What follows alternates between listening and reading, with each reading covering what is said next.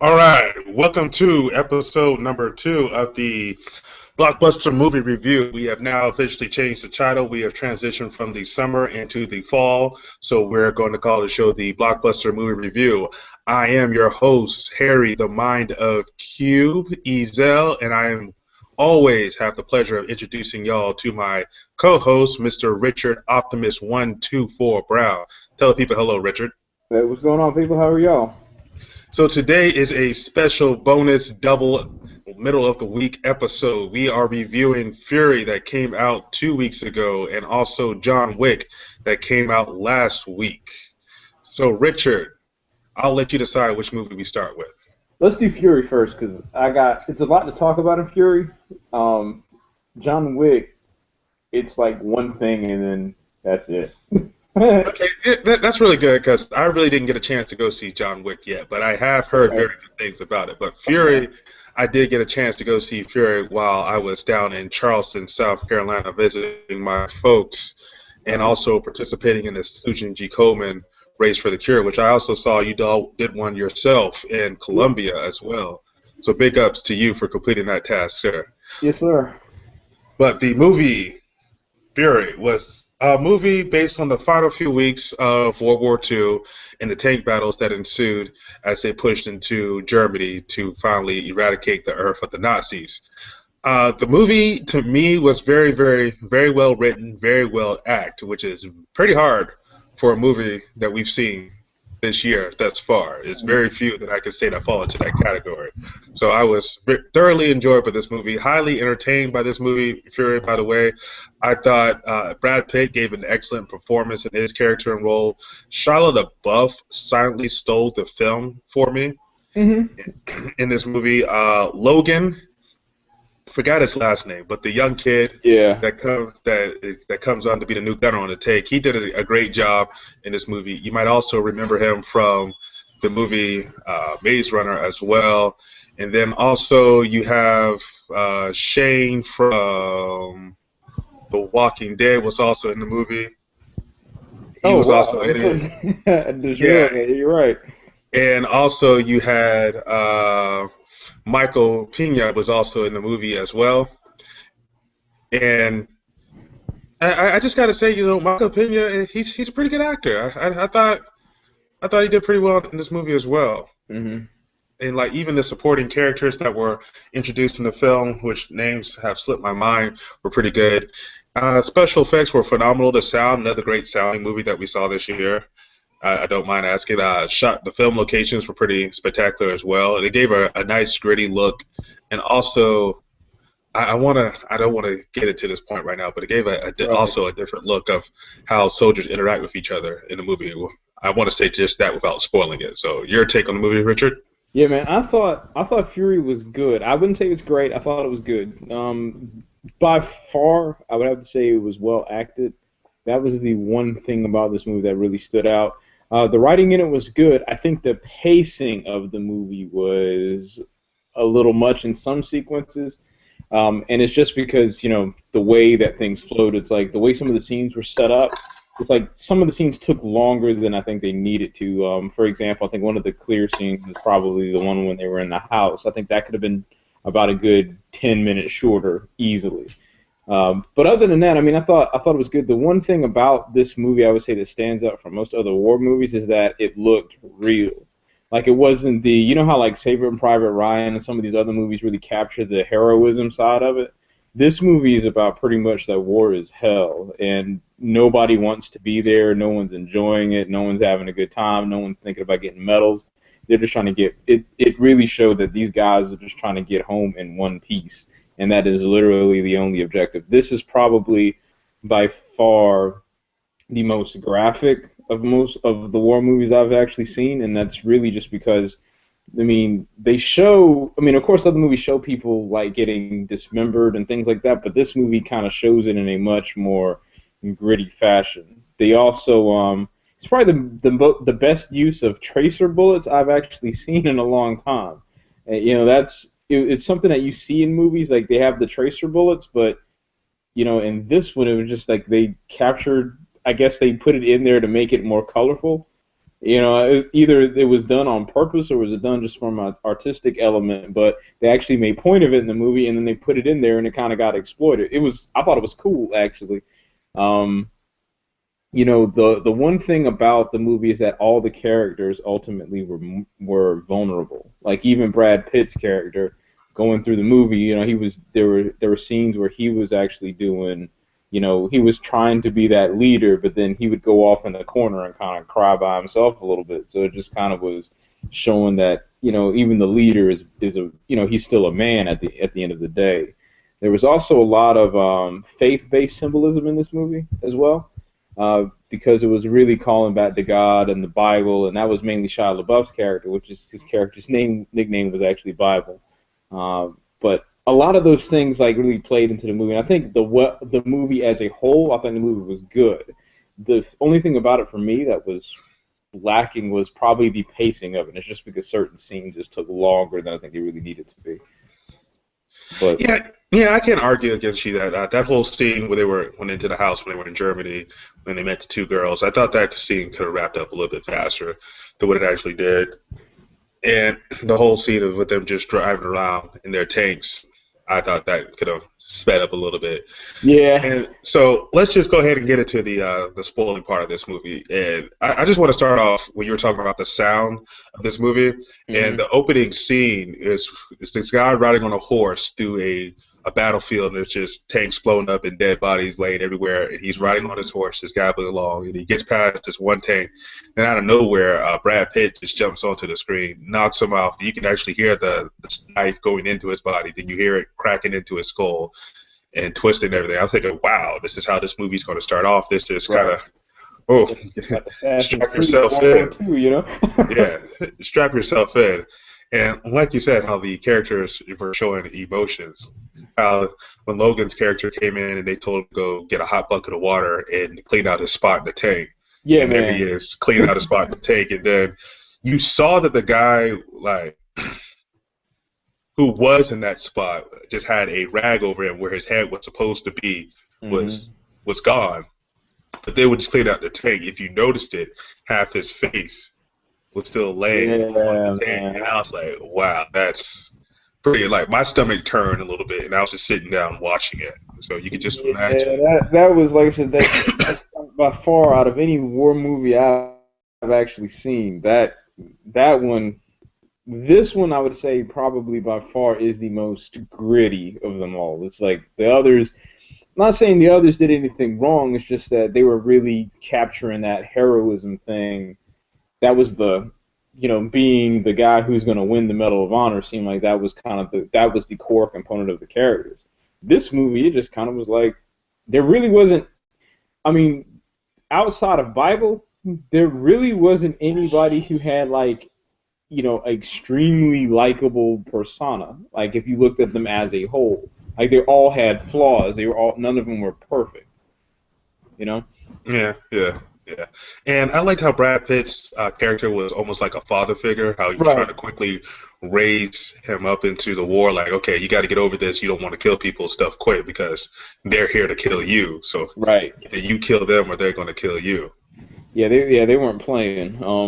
It was that one scene, especially when he actually the last guy who was a prisoner of war, he went to go explain, like I said, when he was doing the part where he was explaining to him, hey, either it's us or them, and he kind of forced his hand. Yeah, he forced his hand to kill him. Literally and figuratively, to actually kill that man. It was like I was kind of shocked that they actually went that far with it, because it was. It kind of makes you think and wonder, did that really happen? Right. In World War II, because I'm pretty sure there were probably some guys over there that got shell shocked as soon as they got dropped off the boat in D-Day and couldn't handle the pressure. Right. Didn't want to kill anybody. It saw the buddy to the left of them and to the right of them get blown up. So it's a thing to worry about. That's why it's still, to me, the greatest generation that ever lived, and there probably won't be another generation that comes close to them because they went through some hellish stuff that I know I could not go through my personal self. Right. So it just makes you wonder. And getting back to the movie, how that epic battle at the very end took place was probably. Yeah. I mean, we've seen some movies where the ending fight was just terrible, i.e., Expendables 3. We've seen some ending battles that were pretty dramatic, Captain America, Winter Soldier. We've seen some ending battles that left you wondering why did they do that. Uh, what was that movie with Tom Cruise, Edge of Tomorrow?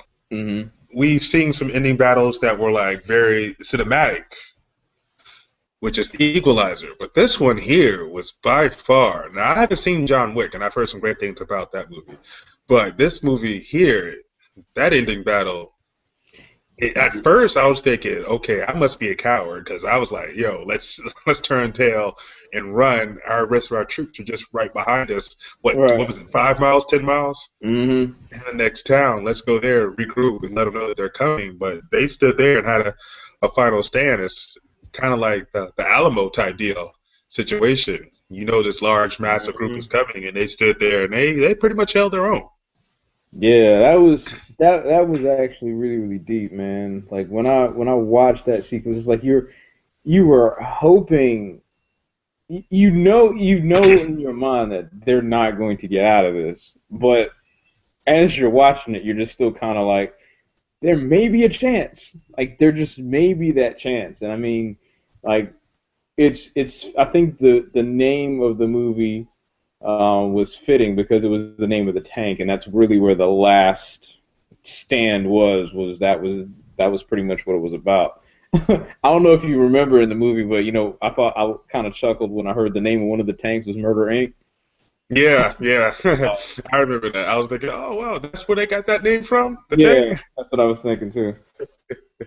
Yeah, man, but it was Yeah. like it was really really. I think it was more they made it's like the battle kept escalating. Like it wasn't like dudes a wave of dudes died, then one person gets hurt, the next wave another person gets hurt. It's like every like things were going right and then they were going wrong and then they went to actually seem like they're going to get out of it and then it comes back and it's not as good as they thought it was going to be. So it's just there was an ebb and flow. It was like they weren't always on the come up and they weren't always on the on the the valley side of getting their tails I, kicked. I'm glad you mentioned that because I seriously thought they were actually going to make it out of it alive when they Yeah, got outside of the tank and got the ammo back into the tank, and Charlotte Bible made it back into the tank. I'm thinking, okay, they actually have a chance to survive because obviously there's not that many Germans left on the outside of the tank. yeah, it was like it was like all right, they done wiped out like 100. So Yeah. when they said it was like a squad of like three, so it's like yeah, but I don't know. I had a feeling that it wasn't gonna happen, but I was always kind of like, what if it does? I'd be happy with it. So yeah, it was that was probably one of the most tense battles that I've seen this movie year rather. Yeah, there's no doubt in my mind. So let's go ahead and let's move on to the rating of this movie here. Oh, would you like to go first or you want me? Go. I'll let you go ahead first on this one, man. All right, so I thoroughly enjoyed this movie, and I still say this year thus far, Captain America: The Winter Soldier is still the best movie that I've seen, hands down. With Edge of Tomorrow being like a 1B, and then Equalizer being a clear number two. But then I saw Fury. Even though I love the Equalizer, this movie here rivals Fury rivals the Equalizer just a little bit. So I'm going to have to put the into the A category and then put it slightly above the Equalizer. Both movies definitely go see if you haven't seen that. Fury is an excellent movie. Okay. Richard? I would have to say that I thought it was good. Didn't think it was great. The thing for me, the performances were awesome. I think everybody did a really good performance. The only thing about it for me that kind of brings it down a little bit was pacing. Definitely recommend seeing it. It's funny because like the month of October, pretty much every movie that has come out has been critically acclaimed. Every single one, and that's scary, especially coming that it's in October. So I would have to say I would give it a B plus for me. Like I said, the pacing is the only thing that I really would say would kind of hurt. this movie, but other than that, I thought it was good. It's definitely worth seeing, especially if you're a person that's a fan of war movies. This one pretty Oh much yeah, oh yeah. gets it comes at it from a different angle. It's not the point of heroism and patriotism. It's like war is hell, and we need to survive, and that's as far as we're going with it. So yeah, that's where I'm at with it. So I'd say I give it a B plus. All right, so we move into our second movie here, John Wick, real quick, like. I don't want So, to spoil. I don't want to spoil it for you, man. nah, But nah. Well, I mean, trust me, I work for a whole bunch of people that go see movies. They're probably going to watch the I'm show either right now or now. later on. Well, let me tell you what they told me about the movie. Okay. So, at first, when we were talking about it at the water cooler, they were talking about, man, I really like John Wick, but the acting sucked. And I was just thinking, I'm sorry, you expected Keanu Reeves to give you an Oscar performance in an action movie? Right. But they're like, oh Yeah. well. What I meant to say was like it's like an action flick ballet. I was thinking, I don't. That's like an oxymoron. I don't think action flick and ballet really go together. We're saying it's some of the best action sequence they've ever seen put on the film. I was thinking, oh wow, it kind of makes me really want to go see it. So, Okay. and my question is to you because your opinion I respect a whole lot. That's why we Right. do the show. So, is it really that great of an action movie? Like, what movie do you think I've seen would you compare it to? The Matrix. The Matrix, really? Yeah, and I'm gonna Like the say this. first Look, Matrix, because nothing yeah, beats the that when they went to first, that office first, building. the first Matrix. Let me explain to you this way. John Wick is. Did you like Pacific Rim? I had a hard problem with Pacific Rim because it just reminded me too much of G Gundam. Okay. Well, here's the thing. I loved Pacific Rim, and I loved Pacific Rim because it was a movie that pretty much told you what it is and did exactly what it was supposed to do. John Wick is pretty much the action movie equivalent of Pacific Rim. It does what it needs to do, and it specifically does it very well. Like, I would honestly have to say, like, out of it's kind of like, and this is going to sound terrible. When I heard that Batman Begins came out, I had no expectations for that movie, none. Like, I was like, it's Batman, it's going to suck, period. So I went and saw We'll it. talk about that off camera. Okay, so I saw it, and I thought the movie was like the best thing since sliced bread. And it was funny because I'm sitting here thinking, I'm like, wait, that was not supposed to be good. John Wick is that movie. John Wick, you walk out of it, and you're like, it is not supposed to be that good. It's not. The movie is So it is awesome. the opposite of Lucy. Yeah, literally. This movie is pretty much, yeah, exactly. Like, I walked into John Wick and I was expecting this. It was gonna be okay because you see in the trailers, you see him like doing like jumps and gun fu and everything, and it's just like, okay, he's gonna do some of that stuff, but nah, man, seriously, John Wick by far, I have to say this summer, not summer, but this movie year, like that is probably the biggest surprise, and I would honestly have to say that is probably out of the movies I've seen, that would honestly probably be in my top five, easy. Top three is probably even really the truth behind. I'll go see it this weekend. Ben, I'll go see it this weekend. Yeah, We I'm might not. do another. I don't want to spoil it for you, man, because I'm telling you, like I'm gonna give you my grade of it. Hands down, it's an A. Dead serious. Like I'm gonna go see it this weekend. We might do a special show. yeah. You never, I don't want to spoil that for you, man, because you never know. You it's never know. it was pretty much the thing about that movie is now like they said about the performances. I would have to say this. This is the thing about the performances. Keanu Reeves does probably the best performance he's ever done, because it's not really his. It's not really his acting, it's more of his face behind the emotion, and that kind of is what carries it.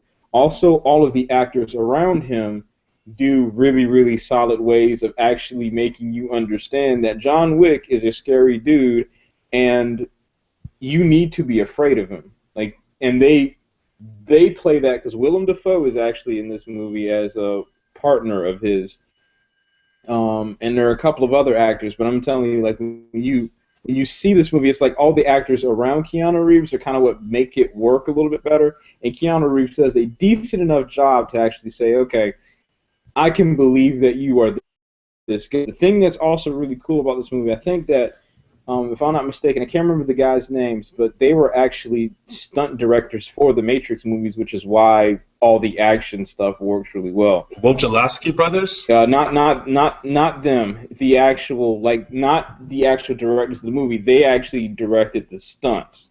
Like, that's all they did. They were stunt directors, and then they decided we're gonna make an action movie, and they did it.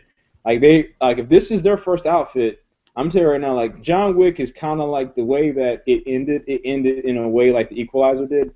If they don't do another one, I'd be fine with it. However, at the same time, I'd be in line for number 2, hands down. Like, there is no question that I'm going to be honest with you, I'm gonna buy that on Blu-ray. Like, it was that. I thought it was that awesome. Oh wow. Yeah, That's like, a bold statement coming from Richard. Okay, wow. Yeah, Yeah. I'd buy that on Blu-ray. Like, and it's one of those movies, like, you'll see it and you're like, yeah, I can do that again.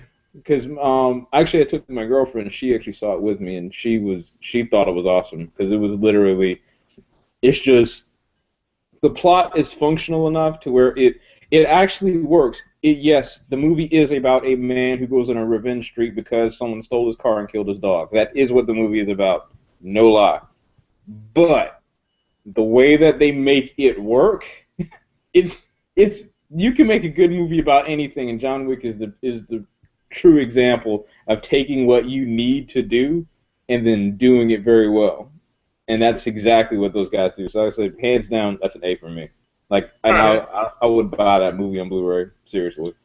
Cool. So let's move to the pseudo third part of the show here. Some big announcements came out to this comic book piece. Wow, I couldn't even get. Well, yeah, go ahead. I'll let you finish. I couldn't even get the sentence. I'll let you finish. I know what you're talking about. All right, so I had a little monologue I wanted to spit there, but let's go ahead and cut that off. So we saw that new leaked Avengers trailer that's now the official trailer. So yeah. Yeah, man. You know. So I went to Regal.com and tried to order my tickets. But they said I couldn't. I'm trying to figure out why they didn't want my money. I don't know why. Yeah, that movie is getting watched at least twice in theaters already. I can tell you that hands down. Yeah. It's the Hulkbuster. Yeah, when I saw the Hulkbuster, I was like, "Yep, that's it. We're done." I don't think people realize it's the Hulkbuster. I just wonder. You just kind of wonder what happens. And the thing, here's what's funny is that like the comic book scene is very similar to the performance car scene right now. It's like you got horsepower wars and then you got comic book movie wars, because it's like Dodge came out with the Dodge Charger SRT Hellcat, and everybody else is trying to make a car that is just as good, if not better, than that car. And Marvel pretty much does the exact same thing. They came out with the Avengers, and then DC is like, oh, we gotta show what our movie lineup is, and now pretty much Marvel came back and was like, yeah, by the way, y'all the kids on the block. Yeah, I was about to say, yeah. I mean, Marvel pretty much just bitch slapped DC with their movie lineup. First of all, I wasn't really excited about the Superman vs. Batman movie, and then when I saw the stills and how many characters are trying to fit into that movie, I was just like, you've seen the formula. Like, Marvel has built the wheel. That's done and established. You do main characters, and then you do one movie that introduces maybe 2 additional characters, Black Widow and Hawkeye. And then you break off, you decide to go back and do more movies about your supplemental characters, and then you reach out there with your one movie, which was the one we just saw here this year, the Guardians of the Galaxies, and then you say, okay, people did like that, so that basically opens the door up for an Ant-Man. They also announced the Black Panther. I was so hyped when I heard that. When I was like, finally we got a black superhero. I'm good. I was just like, yo, I mean, you can't just Superman, Batman. Okay, those two characters could be in the movie because we've already had one Superman. We've already had 3 Batman movies. We know those characters. Right. But now, unless you read comic books, how many people know who Cyborg is? Right. I mean, people know who Wonder Woman and Aquaman are, but they don't really know any backstory about. Like, I barely know a backstory about them. Like, I only know who Cyborg is because of the Teen Titans. I really can't tell you Yeah. that much more about him. I just know that he had some type of lab experiment that blew up, and then his father put him into that body, and he became the cyborg. That's basically it. I mean, you can make up some stuff, and I'll be perfectly okay. The only thing that I first of all didn't like about that Avengers trailer, and I'm sorry for jumping around here, No, you good, man. about the Avengers trailer was that it's about Ultron, and I need the Ant-Man movie to come out first. That's that's my only thing because You know, Hank Pym created I, Ultron. and I get that, and I agree with you, but at the same time, we know that Marvel pretty much has already shown us that we are not going to go directly back to the comic book. They're going to pull pieces from it, but not going to go back directly to the book, which I think it's a good thing and a bad thing because I don't. There's certain key elements that you kind of want to see them do, but at the same time, I don't want to watch the same movie I don't want to watch the comic book version of that movie on screen, literally regurgitated page for page. And I'll give them leeway because they're not. I don't care to see another Fantastic Four movie unless it's done by Disney. So I'm Right. giving leeway without having Reed Richards in the film, Mr. Fantastic. But like Ultron was created by Hank Pym, Ant-Man, to be the warden of the prison that Reed Richards, Mr. Fantastic, created. And then with his, what is it, artificial intelligence, he deemed that the biggest threat to humankind was humans themselves. So he went on this rampage of just killing all these humans and imprisoning them. And that's why the Avengers came and they took him out. So basically, that's the comic book story wrapped up in like, what, 2 minutes? I'm not going to tell you all who dies, but Right. that's Yeah, something yeah, that yeah. the movie is going to, like, major superheroes die in that comic book line.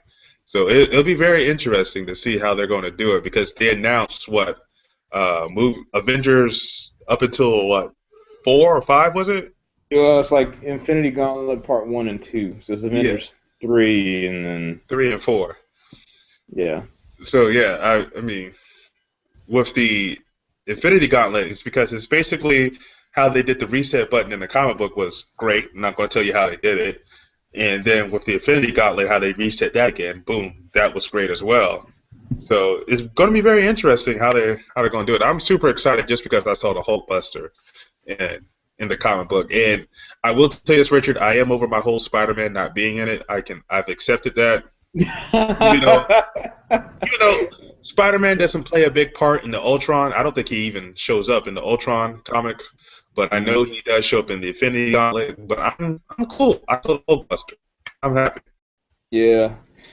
There were, like I said, there were a couple of other little like nods. Like I can tell when I saw this one character in the trailer, I knew that Black Panther was coming because um, you see Andy Serkis, Yeah. who yeah, you see him, and he's supposed to be Claw, like Ulysses Claw.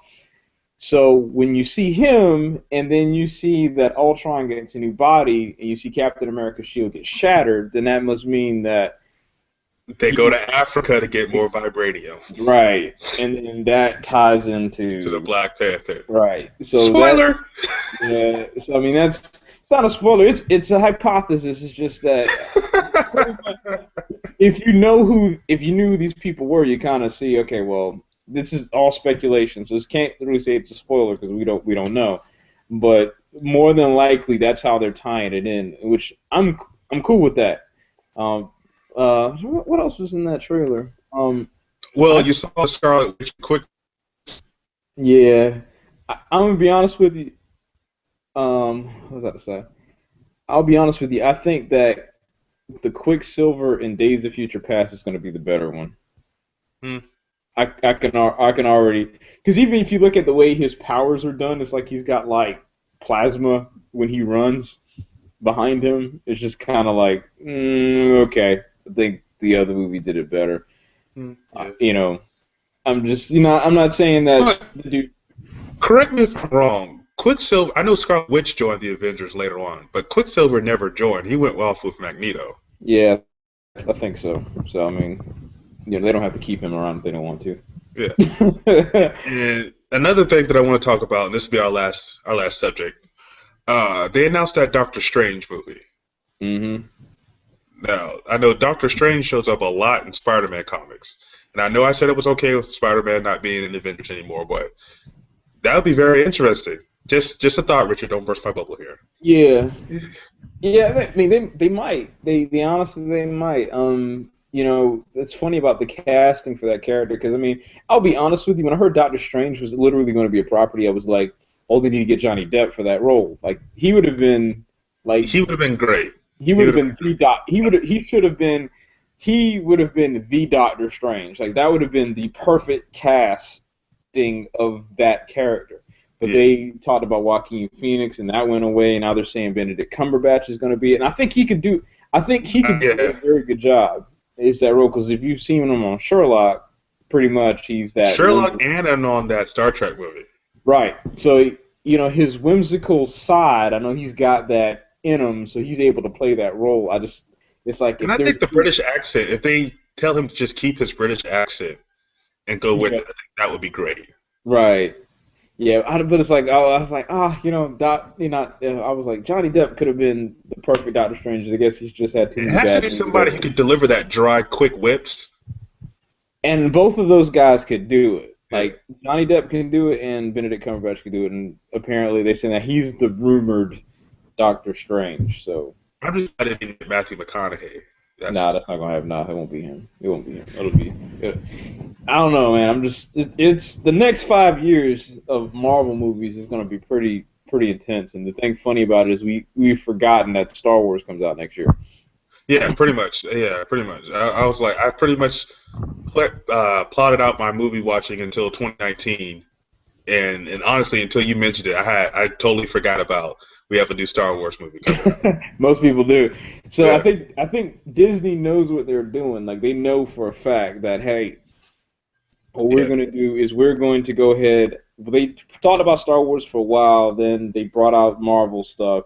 Then DC had to show up, and Marvel's like, "Now we got to put you guys to sleep. We're gonna let you Like, know what we really is it got going on."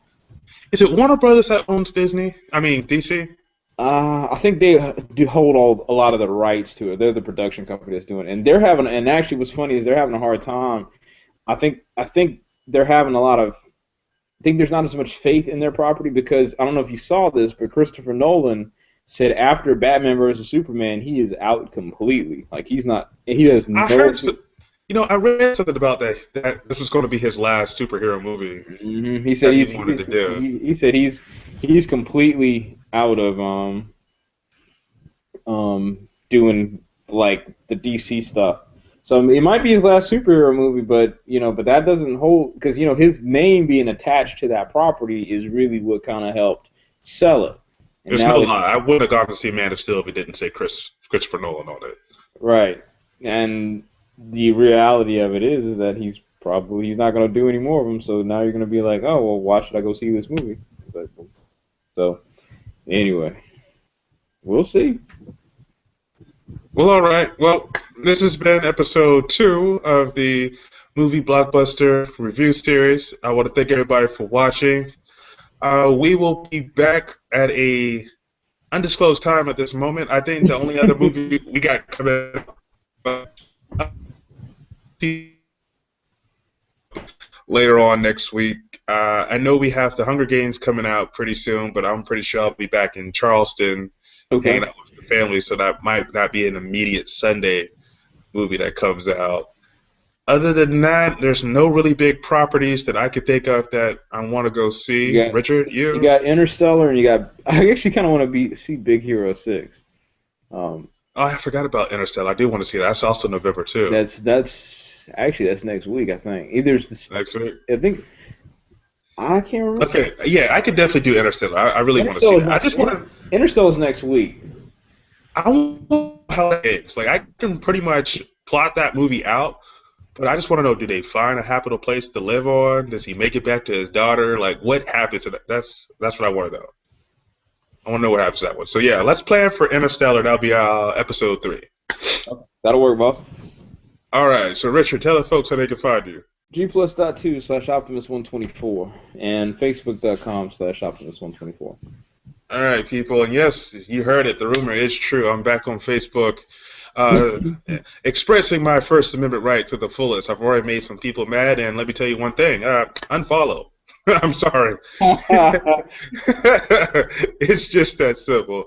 I have yet to request anybody to be my friend since probably 2004. So unfollow. Save yourself. And you can catch me right there on the YouTube channel. Yeah, there's my finger right there. Yeah, you can catch me there. Catch me on the Twitter. Catch me on the G Plus. All of that's going to be at the Mind of Q. So yeah, if you want to follow me, just go ahead and follow back. But if you got an opinion about what I say, just keep it to yourself. It's not going to work out for you in the long run. And until next time, people, adios.